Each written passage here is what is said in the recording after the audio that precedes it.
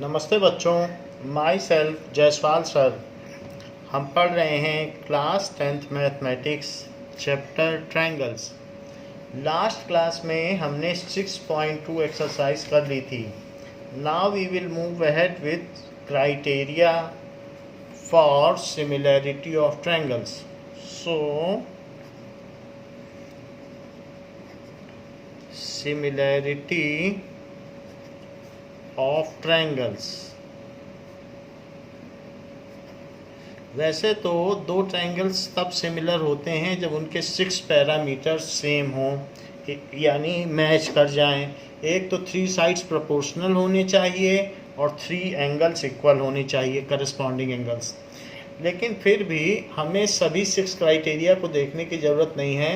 If out of 6 only 3 criterias are matching and in some cases only even 2 criterias are matching, जैसे double A similarity. दो angle भी अगर equal हो जाएं तो हम ये अनाउंस कर सकते हैं कि both the triangles are similar. तो 2 और 3 क्राइटेरिया अगर मैच कर जाएं then we conclude, it is sufficient to conclude that both the triangles are similar. तो हमने ये बात देखी थी कि दो ट्रायंगल्स अगर सिमिलर होंगे तो उनके 3 करस्पॉन्डिंग एंगल्स इक्वल होने चाहिए और 3 करस्पॉन्डिंग साइड्स प्रोपोर्शनल होनी चाहिए, जैसा यहाँ दिया है। और ये 3 करस्पॉन्डिंग एंगल्स इक्वल हैं और 3 साइड्स प्रोपोर्शनल हैं, but only few of them are matching, then also we can conclude that the triangles are similar. So let us see to first criteria of similarity. जैसे कि एक activity दी गई है कि अगर दो साथी हैं और वो क्या करते हैं, एक 3 सेंटीमीटर का और एक 6 सेंटीमीटर का लाइन लेता है। So this is 3 centimetre and this is 6 centimetre and both are making angle of 60 degree at one end. So angle of 60 degree, यहाँ 60 डिग्री बना लिया और इसने भी 60 डिग्री बना लिया। दो फ्रेंड्स हैं और दूसरे ने यहाँ पर 45 बनाया और इसने भी 45 बनाया। तो 45 डिग्री इसने बना लिया और 45 डिग्री इसने बना लिया। अब इसमें ये A, B, C और D, E, F ये एक्टिविटी है। तो ऐसे केस में हम एंगल ए का पता कर सकते हैं, क्योंकि angle A plus angle B plus angle C, इन तीनों का सम क्या होगा 180 degree. So angle A plus 60 degree plus 45 degree is equals to 180 degree. तो एंगल ए कितना हो जाएगा, ये तो 105 डिग्री है। तो 180 में से 105 डिग्री आप माइनस कर लें और ये 75 डिग्री होगा। In similar manner angle D E F का सम एंगल सम प्रॉपर्टी से 180 होगा। और यहाँ पर भी ऐसे ही अगर आप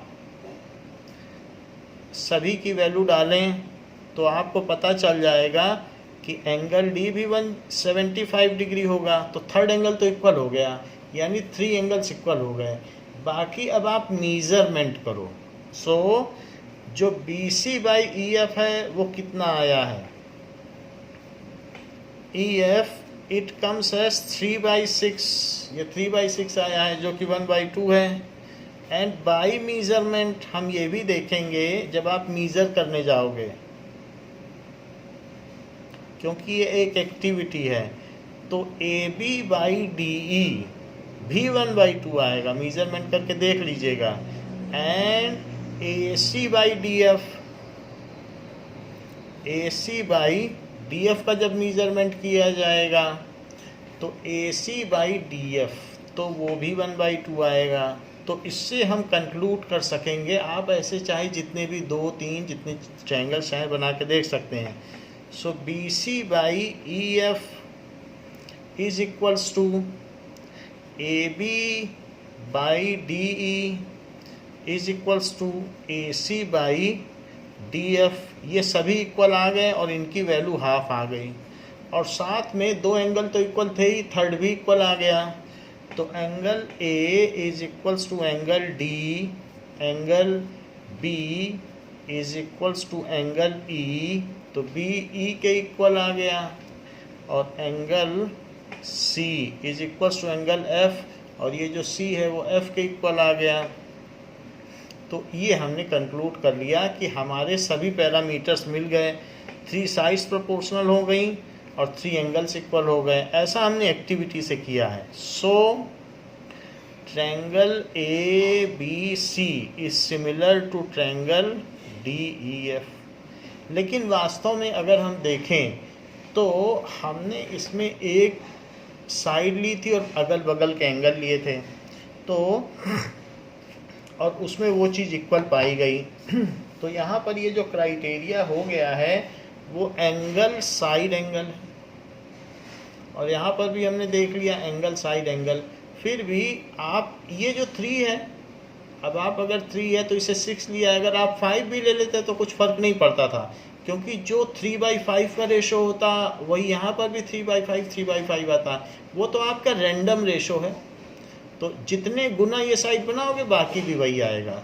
तो कहने का मतलब है कि डबल ए क्राइटेरिया ही मुख्य है, बाकी आप इसका ये 9 गुना जितना बना लो, ये 9 ले लो, तो सभी 1/3 आ जाएंगे। जो रेशो यहाँ रखोगे वही सब में आ जाएगा। सिमिलरिटी तो होगी, तो सिमिलरिटी आई कैसे, ये 60 और 45 से आई है, और बाकी जो आपका रेशो होगा वो सब में आ जाएगा।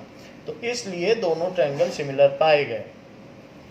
सो इसीलिए double A criteria gives us A pavement to get the criteria of similarity of two triangles. Let us decode theorem 6.3. तो theorem 6.3 क्या कहती है?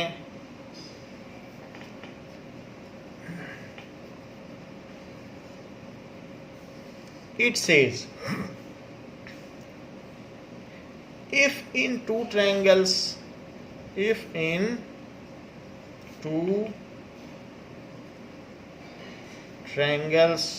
corresponding angles are equal,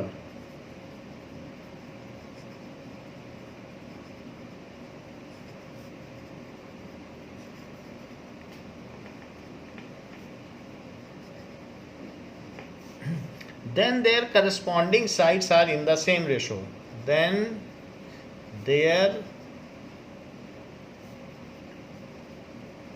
corresponding sides are in the same ratio.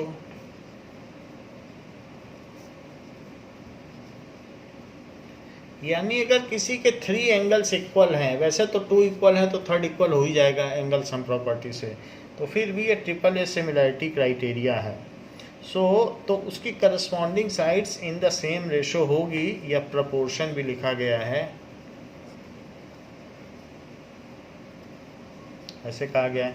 And hence the 2 triangles are similar, and hence the 2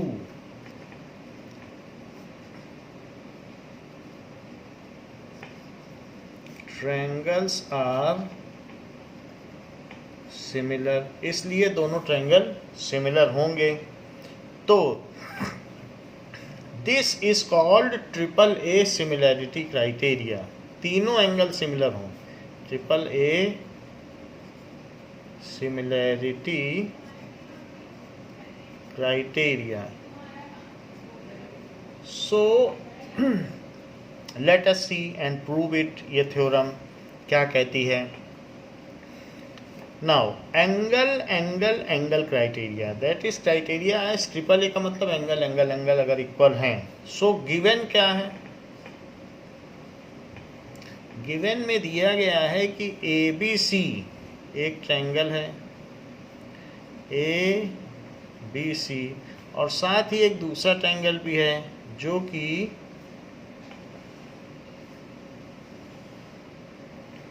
D E F है। D E F ये दूसरा triangle है। तो आपसे ये कहा जा रहा है कि अगर इन दोनों के 3 करस्पॉन्डिंग एंगल्स इक्वल हैं तो प्रूव करो। कि ये सिमिलर है। नाउ कि triangle A B C and triangle D E F given है, ये गिवन है, and angle A is equals to angle D, angle B is equals to angle E, B E के equal है, and angle C is equals to angle F. ये सारी चीज़ें given है कि 3 एंगल्स इक्वल हैं। फिर हमें प्रूव क्या करना है कि triangle A B C is similar, क्योंकि करस्पॉन्ड कर रहा है ना, ए डी को कर रहा है, बी ई को कर रहा है, सी एफ को, तो उसी क्रम में लिखेंगे। तो ए बी सी ये एंगल इसमें इसके इक्वल है, ये एंगल इसके इक्वल है, और ये एंगल इसके इक्वल है, ऐसा दिया गया है। तो to prove D E F ऐसा दिया गया है। अब जरा देखें प्रूफ, कि प्रूफ क्या है। सो प्रूफ में आपको एक इसमें कंस्ट्रक्शन करना होगा। तो कंस्ट्रक्शन क्या करें आप, जो ए बी है उसी के लेंथ के इक्वल डी से एक लाइन कट कर लें, डी पी। जितनी ये लेंथ है उतना ही यहाँ कट कर लो। मान लो ये लेंथ कुछ ऐसे है तो इतना यहाँ भी कट कर लो, तो आप डी पी कट कर लें उसी लेंथ के इक्वल, और जो ये लेंथ है उसी लेंथ के इक्वल यहाँ पर डी क्यू कट कर लो। कंपास से इसे मेजर करो और यहाँ पे कट कर लो। तो इस तरीके से आपने यहाँ कट कर लिया, और फिर ये डी क्यू जो कट किया उसको फिर इसको मिला दीजिए। जो मिलाया है वो डॉटेड होना चाहिए, हमने डॉटेड नहीं बनाया है क्योंकि आपका जो भी कंस्ट्रक्शन होगा वो डॉटेड होगा। So all the construction should be dotted, तो ये डॉटेड बना दिया। अब देखिए, so cut D P is equals to A B and D Q is equals to A C, join P Q, ऐसे कर दिया। अब जरा देखिए कि इन triangle A B C and triangle D P Q, तो A is equals to D, angle A angle D के इक्वल है, और ए बी डी पी के इक्वल है, ए बी डी पी के इक्वल है, और A C is equals to D Q. ये तो गिवन था और ये बाई कंस्ट्रक्शन हुआ।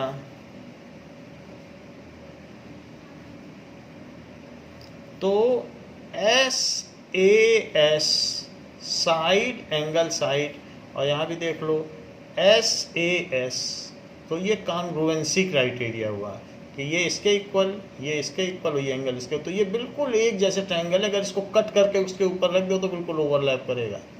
सो by S A S congruency criteria, तो इस प्रकार से congruency criteria ABC is congruent to DPQ, triangle ABC is congruent to triangle DPQ। ये चीज हो गया। अब जरा देखें कि अगर ऐसा हो गया तो CPCT भी लगाई जा सकती है। सो बाई CPCT BP के इक्वल हो गया। ये दोनों ट्रायंगल जो छोटे वाले हैं ना, ये दोनों कॉन्ग्रुएंट हो गए। तो अब जब कॉन्ग्रुएंट हो गए तो बाकी बची हुई साइड्स हो, एंगल हो, सब कुछ इक्वल हो जाएगा। तो इसलिए बी पी के इक्वल हो गया। Angle B is equals to angle P तो नहीं लिख सकते क्योंकि वो फ्री एंगल नहीं है, तो डी पी क्यू लिख दें। तो जो बी है एंगल बी वो डी पी क्यू के इक्वल। इसी तरह से सी किसके इक्वल हो गया, डी क्यू पी। ये तो C हो गया उसके इक्वल और ये हो गया इसके इक्वल, तो यानी B अब इसके इक्वल हो गया। यहाँ चाहो तो क्रॉस भी लगा सकते हो, और ये डॉट है तो ये है।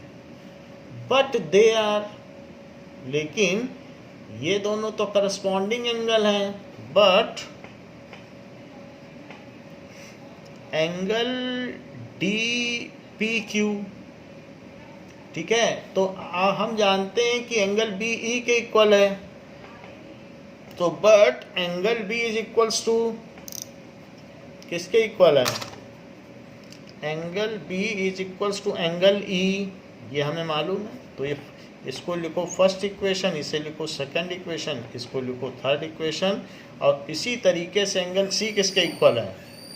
Angle C is equals to angle F, ये गिवन है, ये फोर्थ इक्वेशन है और ये गिवन है।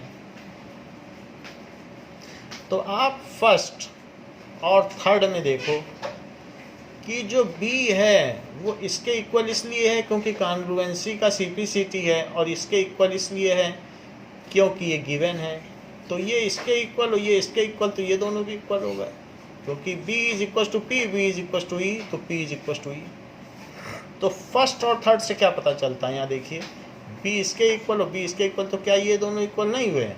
सो by equation 1 and 3 angle D P Q is equals to angle E, E के इक्वल हो गया, but they are corresponding angle, P is equals to E. देखिए लिखा है P is equals to E, but these are corresponding angles। these लिखना ठीक रहेगा क्योंकि इनएनिमेट ऑब्जेक्ट है। these are corresponding angles, so these are corresponding angles। तो corresponding angles अगर इक्वल हो गए तो PQ is parallel to EF, so PQ क्या होगा? PQ is parallel to EF हो गया। Now PQ is parallel to EF हो गया। अब अगर PQ EF के पैरेलल है तो भाई BPT क्या होता है? अच्छा, इसको मैंने इसके इक्वल किया तो उसकी ज़रूरत नहीं थी, सिर्फ B को ही कर देने से काफ़ी होता। यानी आप चाहें तो इसको हटा ही सकते हो, इसकी ज़रूरत नहीं थी, हमारा B से ही काम चल गया। एक एंगल ही अगर आपका इक्वल हो जाए तो करस्पॉन्डिंग एंगल है तो चीज़ पैरेलल हो जाती हैं। तो इसलिए आप चाहें तो ये वाली लाइन हटा सकते हैं, इस अननेसेसरी किसी चीज़ को बढ़ाने से फ़ायदा नहीं है, ये सभी चीज़ें हटा सकते हैं, ये चीज़ें हटा सकते हैं।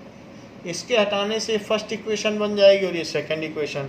तो फर्स्ट और सेकंड एक भी करस्पॉन्डिंग एंगल इक्वल होता है तो लाइन पैरेलल हो जाती है, तो हम दो क्यों लें? बस सीधी बात है कि B इसके इक्वल हो गया, ये हो गया। अच्छा, अब जब कि ये पैरेलल हो चुका है तो BPT लगाई जा सकती है। लाइन अगर पैरेलल है तो BPT लगाई जा सकती है। सो बाय BPT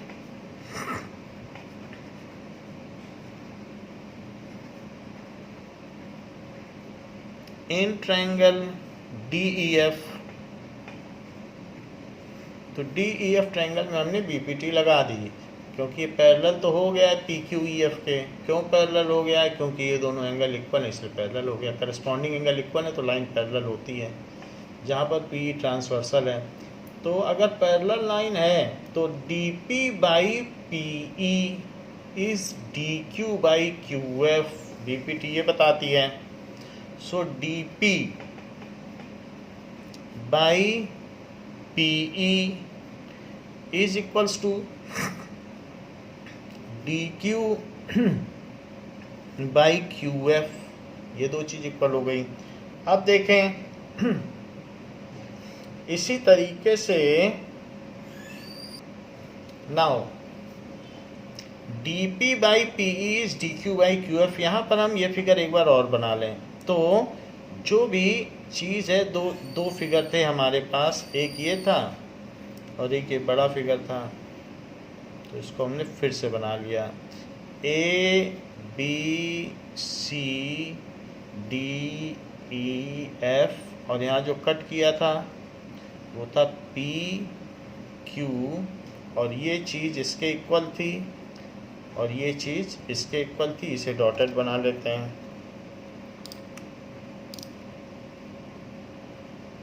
तो ये चीज़ डॉटेड हो गई।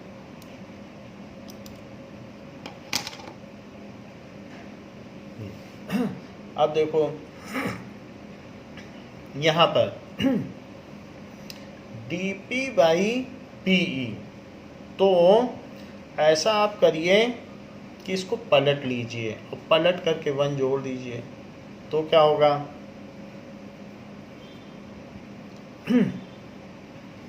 Now inverting and adding 1। एक बार मैं इन्वर्ट करके एडिंग 1 कर दूं तो फिर मैं बता दूंगा। Inverting and adding 1 to both side, कि ऐसा क्यों किया है। देखो PE/DP + 1 is equals to QF/DQ + 1। अभी तक हमने सिर्फ इतना ही काम किया है कि इन दोनों को कॉन्ग्रुएंट प्रूव कर दिया कंस्ट्रक्शन से, और फिर ये और ये एंगल इक्वल कर दिया CPCT से, और जब ये इसके इक्वल और ये इसके इक्वल है तो इसको पैरेलल कर दिया और BPT लगाया। यहीं तक काम किया है। BPT से ये चीज़ आ गई। अब BPT के बाद हमने इसको इन्वर्स करके 1 जोड़ दिया है। 1 जोड़ने पर क्या हो जाएगा? ये DP है और ये DQ है, तो यहाँ PE बचेगा और यहाँ पर DP बचेगा। तो DP + PE क्या होगा? DP से PE, DP + PE।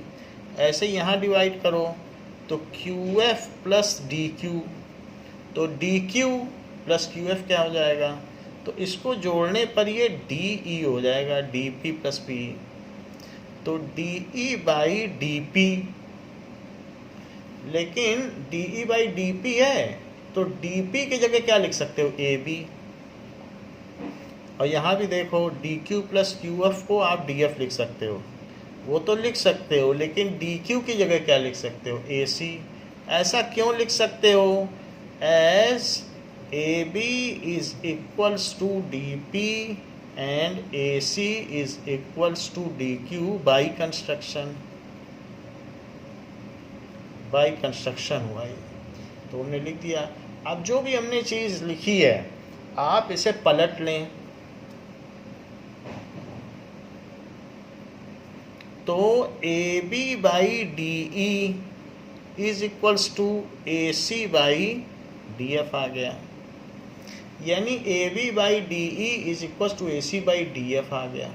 ये चीज़ आ गई। लेकिन सोचिए अगर आपने इसके पैरेलल लाइन न ली होती, इसके पैरेलल EF के पैरेलल ऐसे ली होती लाइन, तो क्या होता? तो फिर दूसरे 2 इक्वेशन बन जाते। तो आप इसके भी पैरेलल ले सकते हो, ऐसे भी कट कर सकते हो, यानी AC BC को यहाँ कट कर सकते हो और तब मिलाते। तो अगर मैं कुछ और करता तो सिमिलरली मैं दूसरी चीज़ भी ला सकता था। वो क्या ला सकता था वो ज़रा देखें।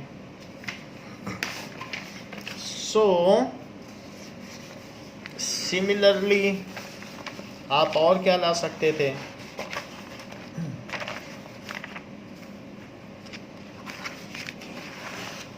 नाउ अब देखिए, अगर मैं इस ट्रायंगल में और ये जो दूसरा ट्रायंगल है उस ट्रायंगल में ऐसे कट करता, तो इस तरीके से, तो हम यहाँ पर ऐसे कट करके किसी दूसरे ट्रायंगल को कॉन्ग्रुएंट भी कर सकते थे।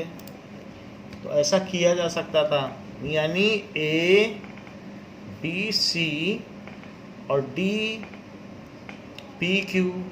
जब ऐसे कट किया तो मुझे this by this is equals to this by this मिल गया। आप देख लो, ये मिला है। AB/DE is AC/DF मिला है कि नहीं? this by this is this by this। और अगर मैं ऐसे कट करता तो क्या मिलता? तब मुझे मिलता AC/QD। सिमिलरली है, जैसे ये किया वैसे ये किया था तो this by this is this by this मिला। और ऐसे कट करता जहाँ पर ये लाइन इसके इक्वल होती और ये लाइन इसके इक्वल होती है, यहाँ की कॉन्ग्रुएंसी चलती। तो ऐसे केस में सिमिलरली हमें क्या मिल जाता कि AC by D Q is equals to BC by PQ मिल जाता, क्योंकि हम ऐसे कर रहे थे तो this by this is this by this मिल जाता। और ये पहले क्या था, तो ये चीज हमारे पास आ गई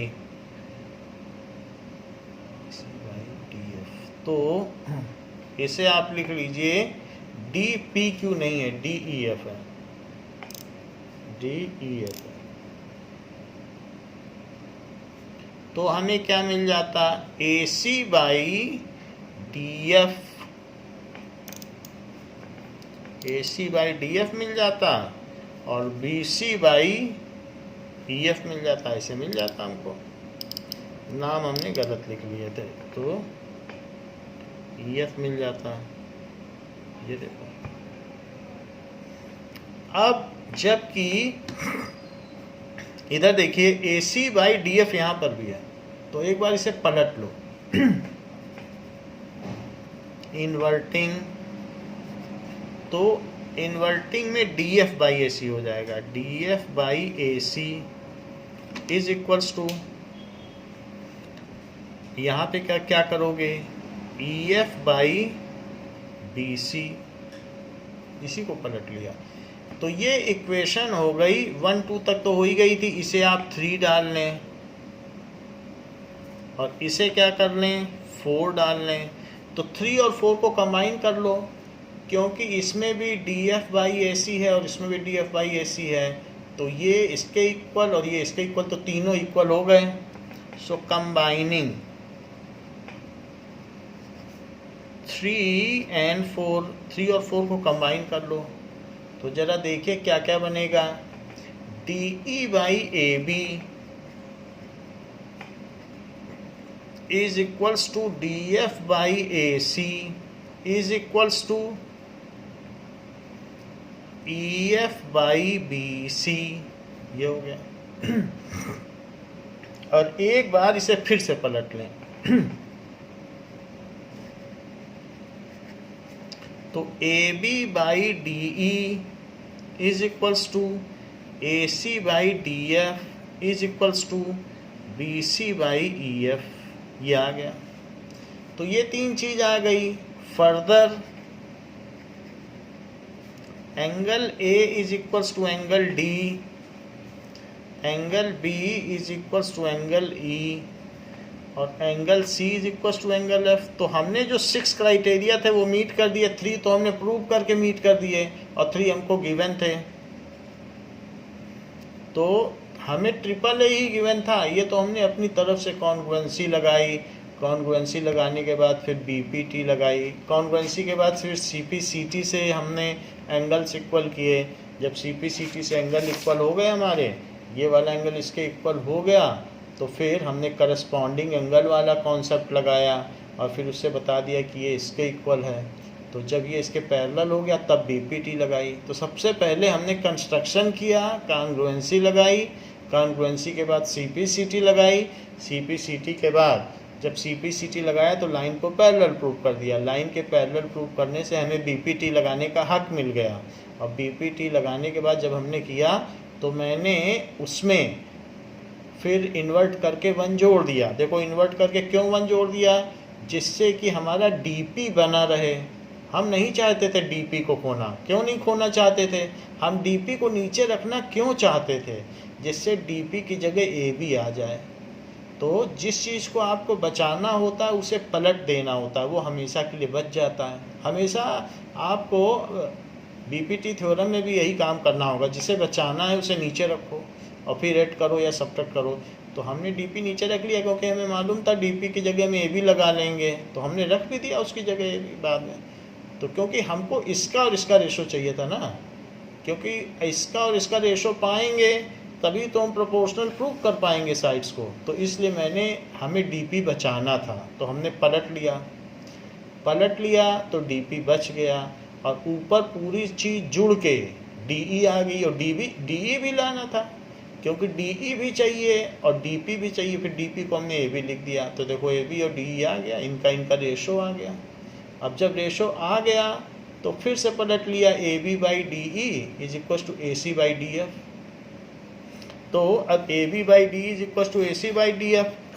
तो अब ये चीज़ है, तो इसमें AB ऊपर है, AB/DE is equal to AC/DF है, तो इसे आप थर्ड लिख लें, ऊपर वाले को ना लिखें, यहाँ AB ऊपर है ही है।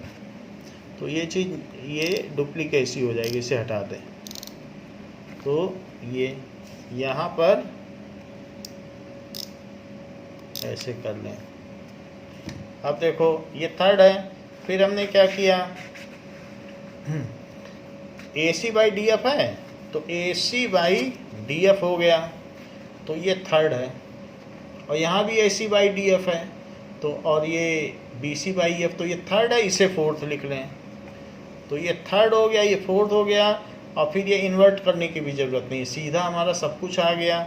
ये लाइन चली गई, फिर ठीक है, फिर ये लाइन भी चली गई, और इन्हीं से बस कंबाइन कर लो कि AB/DE, AC/DF और BC/EF। तो इस तरीके से हमने इस चीज़ को कर लिया कि ये वाली थर्ड इक्वेशन, ये फोर्थ है, और ये लिख लिया। और ये है, और फिर 3 साइड्स भी इक्वल हैं, 3 एंगल्स भी इक्वल है, और 3 साइड्स प्रोपोर्शनल हैं। तो इसकी वजह से क्या हुआ, इसकी वजह से हो गया कि so triangle ABC is similar to triangle DEF। तो ये दोनों सिमिलर हो गए। आपको एक कंस्ट्रक्शन करना है, बाकी सिमिलरली लिखना है, इतनी सी बात है। अब देखिए, this also may be referred as double A similarity. Book कहती है if 2 angles of triangles are respectively equal to other 2 angles then the 2 triangles are similar, so it can be concise. इसको और संक्षेप में किया जा सकता है। तो बुक ने बता दिया कि 3 का है criteria, but can also be referred as AAA criteria, can also be referred as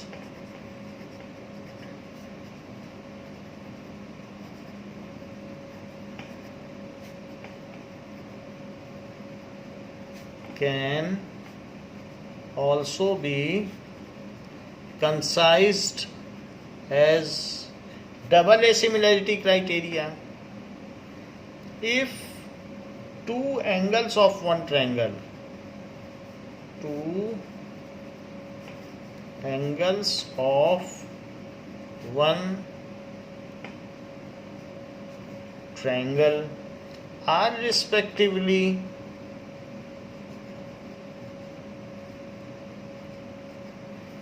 equal to 2 angles of other triangle, 2 angles of other triangle ऐसा हो, then the 2 triangles are similar, then the 2 triangles are similar. It is AA similarity criteria। तो इसको AA का similarity criteria कहा जा सकता है। अब देखिए कि अगर आप ऐसा करें कि 3 सेंटीमीटर ने एक दूसरी एक्टिविटी कर रहे हैं,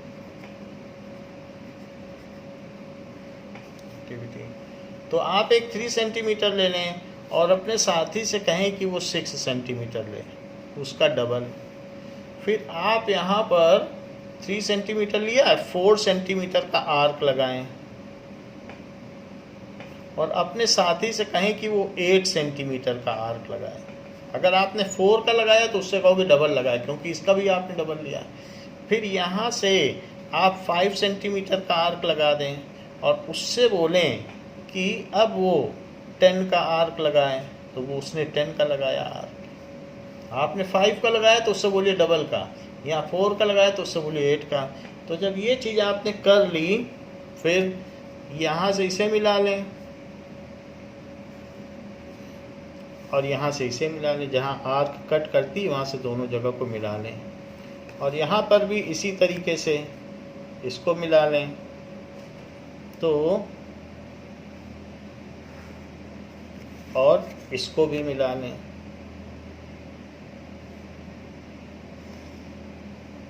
फिर जब ये चीज़ मिल गई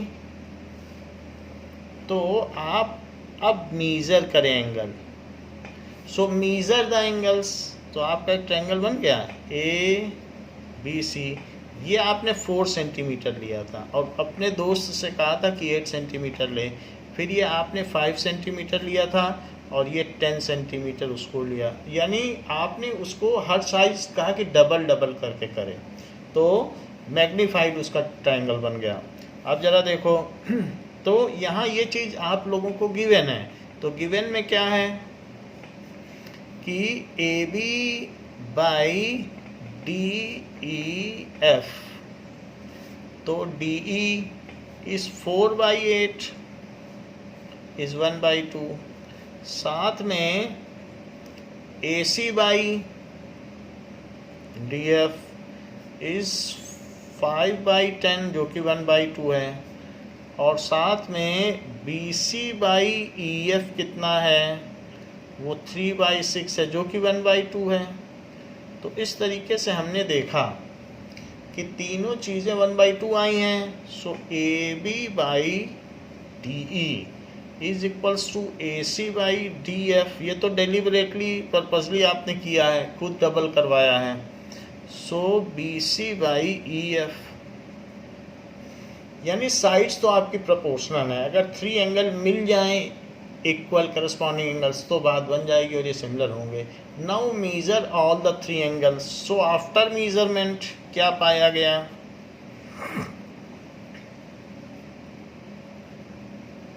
ये पाया गया कि एंगल A एंगल D के इक्वल है और एंगल B एंगल E के इक्वल है। A D के इक्वल है, B E के इक्वल है, और C किसके इक्वल पाया गया, C F के इक्वल पाया गया। तो मीज़रमेंट के बाद ये पाया गया, और साइड्स तो प्रोपोर्शनल हो ही गई हैं। तो इससे ये पता चल गया कि triangle ABC is similar to triangle DEF। यानी हमें यह भी पता चल गया कि अगर साइड्स भी प्रोपोर्शनल हो, एंगल की बात छोड़ दो, एंगल में तो डबल सिमिलरिटी है, यदि हमारे दो ट्रायंगल की साइड्स भी प्रोपोर्शनल हैं, then it is sufficient to conclude that the two triangles are similar. इस चीज़ को कहते हैं it is triple S similarity criteria. It is triple S, side side side similarity criteria. Sides proportional होनी चाहिए, equal की कोई ज़रूरत नहीं है, हम कॉन्ग्रुएंसी नहीं देख रहे हैं। तो इसलिए हमारे पास ऐसी आप कितनी भी एक्टिविटी कर सकते हो। तो अब हम चलते हैं अपनी नई थ्योरम की ओर, जो कहती है कि ट्रिपल एस सिमिलरिटी क्राइटेरिया क्या है। नाउ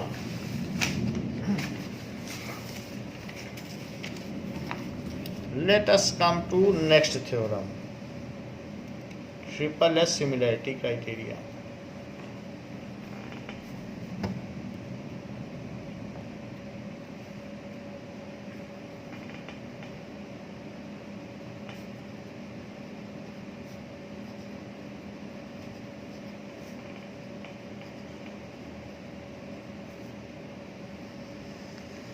थ्योरम 6.4 थ्योरम देखिए क्या कहा गया है। If in two triangles sides of one triangles are proportional, if in two triangles sides of one triangle are proportional to the sides of other triangle are proportional to the sides of other triangle, ऐसा हो, then their corresponding angles are equal, then their corresponding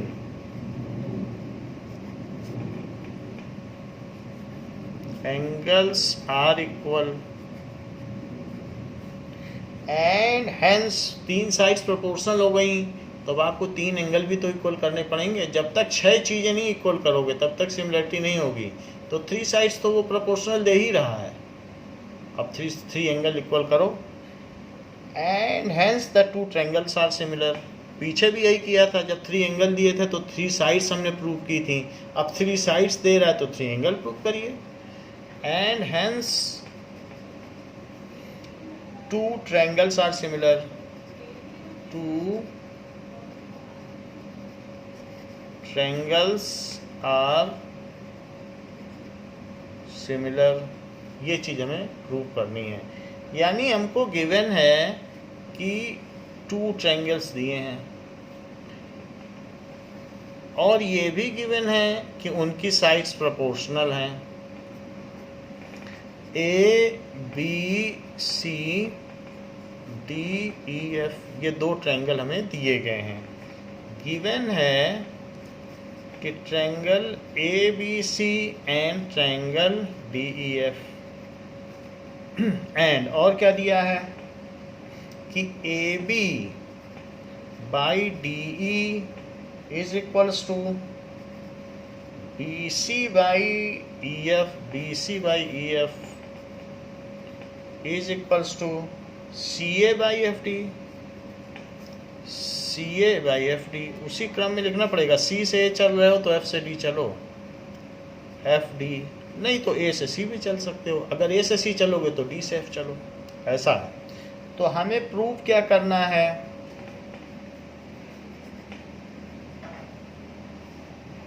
to prove triangle A B C is similar to triangle D E F. ये चीज़ आपको prove करनी है कि अगर sides proportional हैं तो ट्रायंगल सिमिलर होंगे। तो इसका प्रूफ देखा जाए।